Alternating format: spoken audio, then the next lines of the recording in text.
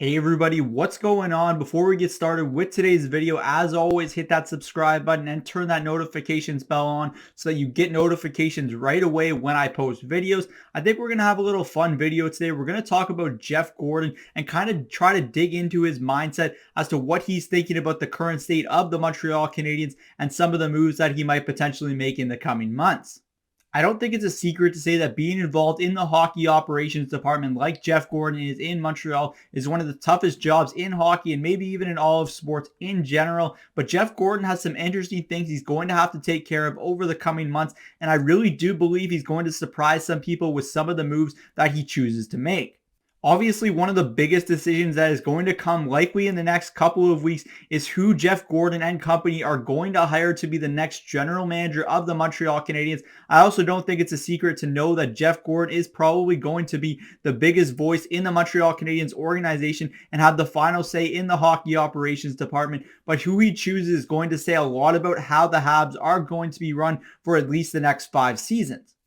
There's a lot of different choices here for the Montreal Canadiens general manager position, and I think there's pros and cons to all of these candidates. No matter who the Habs choose to hire out of all of these candidates, there is going to be flaws in that candidate because really none of them have general manager experience in the National Hockey League, and it's going to be a big challenge to do so in Montreal, which is why Gorton is there to assist in that process. But I really do believe the final 3, if all of these 3 did indeed interview, will be Kent Hughes, Matthew Darche, and potentially one of the female candidates as well. I really do believe that this is a good crop of candidates and that whoever they choose will be right for the job because I trust Jeff Gorton right now, and I think that he is the right man to put in position as the top person in hockey operations for the Montreal Canadiens. And I really like the work he's done with Boston in the past and with the New York Rangers, and I think he's going to do similar things here with the Montreal Canadiens. Whenever that time comes and whoever Jeff Gorton and company do decide to hire, I believe there's going to be some interesting names that the Montreal Canadiens do trade,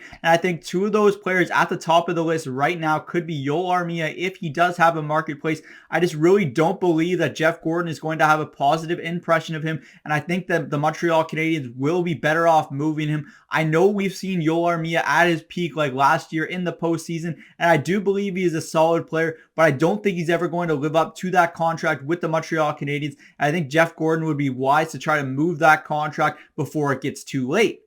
The next one is an interesting one because you never want to move a player when his value is at an all-time low. But after last year's postseason to this year right now, it's hard to look at Jeff Petrie and say that's the same hockey player. And I don't believe Jeff Petrie will be a part of the long-term core of the Montreal Canadiens moving forward in the Jeff Gorton era. Now, it's going to be an interesting scenario because I don't know what Jeff Petrie would command on the current marketplace because of how he is currently playing right now. And that does make it difficult to move a contract like his after he just signed that extension just a summer ago. So I really do believe that Jeff Gorton will try to revamp this Montreal defense, and I think moving Jeff Petrie and potentially some other bodies, whether it's a David Savard or someone like that, could be beneficial to the long-term future of the Montreal Canadiens. I know that's kind of controversial after what I've said in the past about having puck-moving defensemen, but I think by the time the Montreal Canadiens are once again good, Jeff Petrie will be hitting that point in his career where he's no longer as valuable as he is right now. So if the Montreal Canadiens can get some assets for a player like Jeff Petrie, I think they would be wise to do so at this current time. Now, those are the 2 players I think a lot of focus will be on for Jeff Gorton and the new general manager of the Montreal Canadiens. But let me know in the comment section down below who you think the Montreal Canadiens will try to move by the trade deadline and some of the other interesting moves that they could make this offseason. That's it for me today from Cook's Corner. As always, hit that thumbs up button, hit that subscribe button, and always comment down below in the comment section. I'm Zach Cook. We'll see you later.